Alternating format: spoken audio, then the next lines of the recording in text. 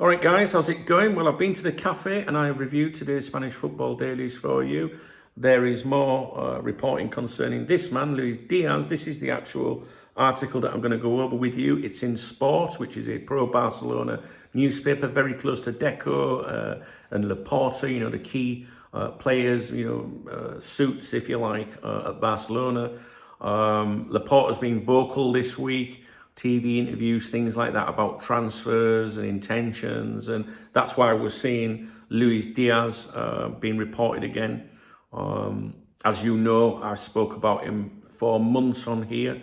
Barcelona wanted him last summer. He wanted Barcelona, but financial restrictions with Barcelona meant they couldn't do it. They didn't have the 1-1 status in La Liga, which means that for every euro spent, you have to have a euro in through your account. It doesn't mean in player sales, it can be sponsorships or whatever. And they didn't have that ability to do a deal for him last summer. And then during this season, Barcelona got their 1-1 status back.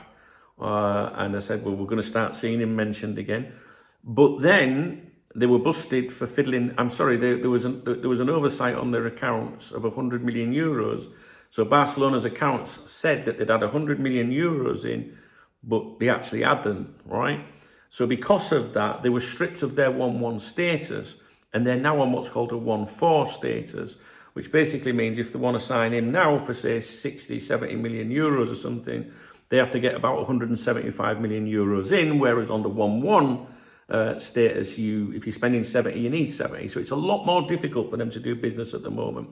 Now, Laporta went on TV earlier in the week and said that they're confident of getting the 1-1 status back, ahead of next season, which opens the door for him. And he remains a priority target. He is their priority target, guys. He's not one of a number of targets.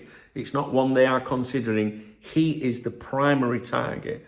And we're going to talk about that in this article. Now, if you haven't got much time or you can't be asked, the article is basically explaining why they prefer Luis Díaz over Nico, right? So that's basically what the article's about. It basically says that he's still, their primary target. They want him, etc., etc., etc. So to be honest with you, I don't think you need to really watch this video unless you're like a proper diehard and you want to know exactly what they're saying about him. And this is a publication that I take very seriously when it comes to Luis Díaz, all right? So why do they prefer Luis Díaz? Why do Barca prefer Luis Díaz over Nico? Although athletic clubs, Nico Williams is highly admired for his flair and youth, a bit like me, Barcelona's sporting department has decided to prioritise the signing of Liverpool's Colombian winger Luis Díaz. So they're repeating this. They're repeating that he is still their, priority, if you like. Now, it says here, Luis Díaz is currently in pole position on Barca's reinforcement list. The club has chosen to prioritise bringing in a left winger over strengthening other positions, including the 2 fullback roles, where they had initially planned to add 1 or 2 players. Even before the market officially opens, the Colombian already has the edge.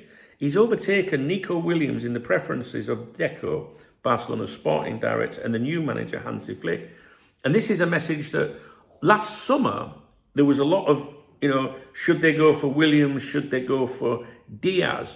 But with Deco being the sporting director, he's the one that's been pushing for it more than anything.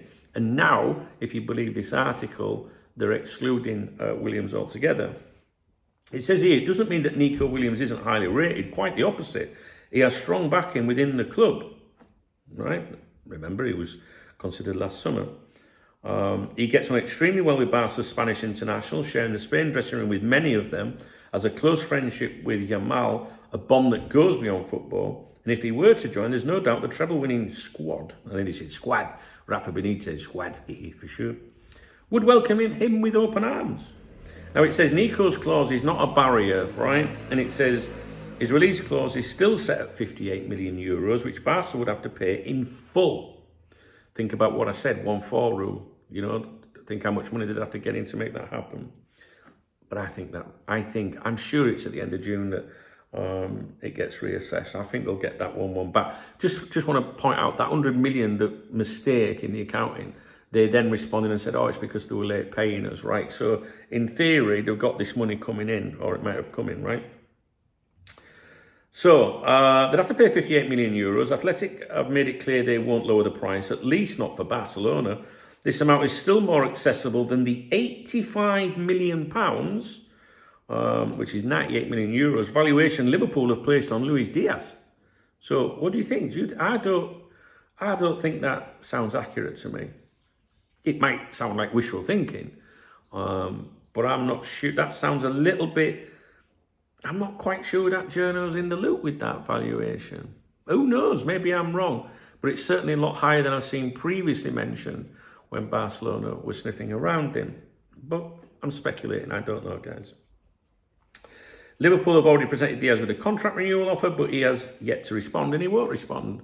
He won't sign a new deal with Liverpool or go anywhere else while Barcelona are trying to get their shit together to make it happen, because then it'd be closing the door on them, and it's his dream move. The debate between Díaz and Nico isn't purely financial. Deco and Flick believe the Liverpool forward is a better fit for Barca's footballing needs. The team is heading into next season full of confidence and aiming to win every trophy, just like this year. Despite Nico's clause being affordable for Premier League and top European clubs, it's not seen as a threat to Barca, nor is the supposed interest from Real Madrid, as recently reported by Marca, which was yesterday. And then it says a strange operation from Madrid, ? Madrid's supposed interest in Nico seems strange, especially since Vinicius Junior's contract renewal, with a pay rise, is already done.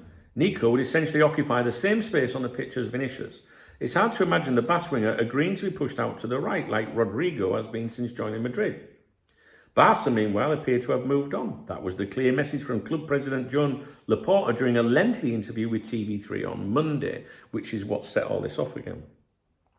And he's quoted as saying, "We thought about him at one point because he's an excellent player, but we decided on Dani Olmo, and now we're considering other options."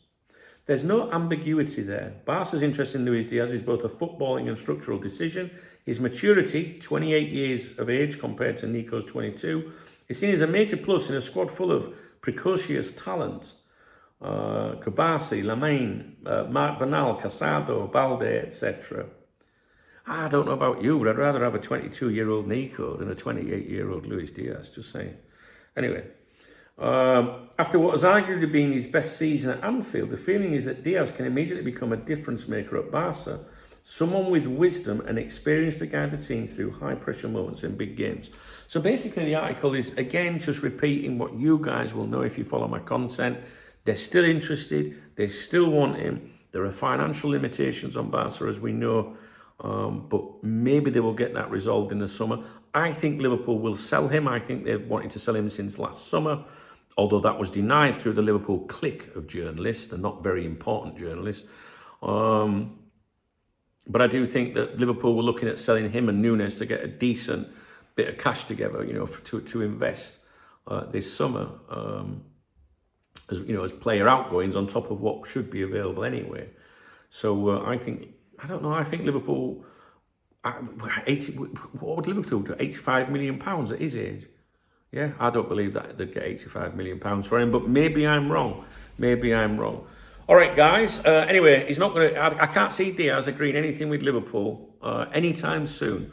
It was reported by them that he rejected a contract offer in November and also in January. But when they mentioned it in January that he rejected a contract offer, I was a bit confused. I didn't know if they meant that was a second contract offer or the same one from November. All right. But he ain't going to do out at the minute, in my opinion. But I just wanted to update you, let you know that the Barcelona media are insisting that he's their priority. Not, one of two or three, the priority. And Liverpool, of course, are aware of that. All right, guys, I'll leave it with you. If you found this video of interest, if you appreciate my efforts, it's for its hard work going to a cafe in the morning and drinking coffee. I did have a breakfast this morning. I had some bacon and egg. That's all. I didn't even have any bread. If you appreciate the videos, please thumbs up the video. Please drop me a comment. I love your comments. I really do. Your opinions are vital here. Every single person has a voice on my channel, unless you run your fucking mouth. If you want to buy a coffee or contribute to tomorrow morning's bacon and egg, you can hit the what's it called, the super thanks button. It's a love out under the video, or read the video description. There's links in the video description, etc., etc. You know the drill. All right, guys, thanks a lot. I'll leave it with you.